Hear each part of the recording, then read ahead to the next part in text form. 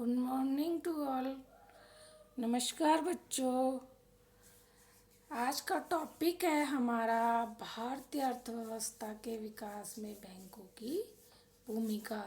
कि बैंक वो कौन कौन से कार्य है जिसके कारण जो हमारी अर्थव्यवस्था है उसमें बैंकों की इम्पोर्टेंस लगातार बढ़ती जा रही है। बहुत हमने पहले भी बैंकों के कार्य में इम्पोर्टेंस देखी है।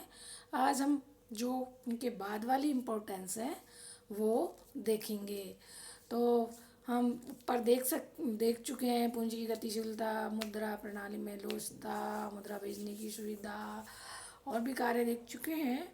और भी आप नेक्स्ट पॉइंट हम देखेंगे प्रतिनिधित्व एवं परामर्शदाता। प्रतिनिधित्व यानी कि एजेंट के रूप में कार्य कर रहा। जो बैंक की क्रियाएं हैं वो उद्योगपति और व्यापारियों के लिए बहुत उपयोगी है, क्योंकि व्यापारी और उद्योगपति को इतना समय नहीं मिल पाता है कि वो अपने कार्य कर सके। तो जो बैंक है उनको ये व्यापारियों को और उद्योगपतियों को इस तरीके की सुविधा उपलब्ध कराते हैं और सस्ती कम खर्च में सुविधाएं उपलब्ध कराते हैं, जिससे जो व्यापारियों का काम भी आसानी से हो जाता है, उनकी समय और पैसे की भी बचत होती है और वो अपना जो पूरा ध्यान है वो अपने बिजनेस पर लगा पाते हैं। कि जो व्यापारियों के सारे कार्य हैं वो जो भी वो बैंक को आदेशित करता है वो बैंक का एजेंट उनको कर देता है और समय समय पर सलाह भी देता है। बैंक एजेंट के रूप में भी कार्य करता है। परामर्शदाता बिजनेसमैन को सलाह भी देता है कि आपके लिए बेटर क्या चीज़ है, आपको किस चीज़ में इन्वेस्ट करना सही रहेगा, किस चीज़ से आपका प्रॉफिट ज़्यादा होगा, किस इस चीज़ में रिस्क कम है, प्रॉफिट ज़्यादा है। तो इस तरीके की भी जो बैंक है वो व्यापारियों को अपने ग्राहकों को सलाह देते हैं, जिससे कि जो उनका पैसा है वो सही जगह यूज़ हो सके। नेक्स्ट है रोज़गार में वृद्धि। अब बैंकिंग क्रियाओं के कारण विकास के कारण हमारे औद्योगिक विकास हो रहा है, व्यापारिक क्रियाओं का विस्तार हो रहा है। तो जब औद्योगिक क्रियाएं हो रही हैं, व्यापारिक क्रियाओं का विकास हो रहा है, तो इससे क्या हो रहा है, लोगों को काम मिल रहा है। लोगों को काम मिल रहा है तो रोज़गार में वृद्धि हो रही है। तो रोज़गार में वृद्धि होने से ही हमारा विकास का मार्ग भी प्रशस्त हो रहा है। तो बैंकों के द्वारा ही आर्थिक विकास संभव हो पा रहा है, क्योंकि जो बैंक उद्योग और व्यापारियों को ऋण देते हैं, जिससे उद्योगों का, व्यापार का, बैंकिंग सेवाओं का सभी का विस्तार हो रहा है। और विस्तार होने से, वृद्धि होने से लोगों को उसमें काम भी मिल रहा है, क्योंकि जितनी ज़्यादा इंडस्ट्रीज़ खुलेंगी, इंडस्ट्रीज तभी खुलेंगी जब बैंक उनको रोज़गार अवेलेबल कराएंगे। और जब बैंक उनको काम अवेलेबल कराएंगे, लोगों को काम मिलेगा, तो और देश का विकास होगा और देश की अर्थव्यवस्था और मजबूत होगी, उसकी जीडीपी और ज़्यादा बढ़ेगी। और जो बैंक है जो हमारे देश के विकास की में जीडीपी में विशेष योगदान देते हैं, जिससे हमारी जीडीपी बढ़ेगी, जिसको हम ग्रॉस डोमेस्टिक प्रोडक्ट कहते हैं। तो ये इसकी से हिसाब से जीडीपी के हिसाब से किसी भी देश की आर्थिक सिचुएशन कैसी है या आर्थिक स्थिति कैसी है, इसका अंदाज़ा लग जाता है। तो इस सब में जो बैंक है अपनी बहुत विशेष भूमिका निभाते, परामर्शदाता के रूप में काम देने के साथ साथ रोजगार, और इनमें उद्योगपति जब ज़्यादा से ज़्यादा इंडस्ट्री जो ये खुलेंगी उन्हें लोन आसानी से उपलब्ध हो जाएगा।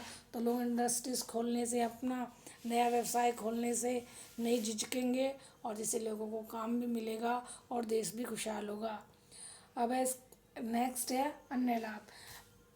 इसके अतिरिक्त बैंक ग्राहकों को धन को सुरक्षित रखने, लॉकर की सुविधा प्रदान करने, व्यक्तिगत साख देने और आर्थिक स्थिति की सही सूचना उपलब्ध कराने, जिससे वे सही सही निर्णय ले सकें।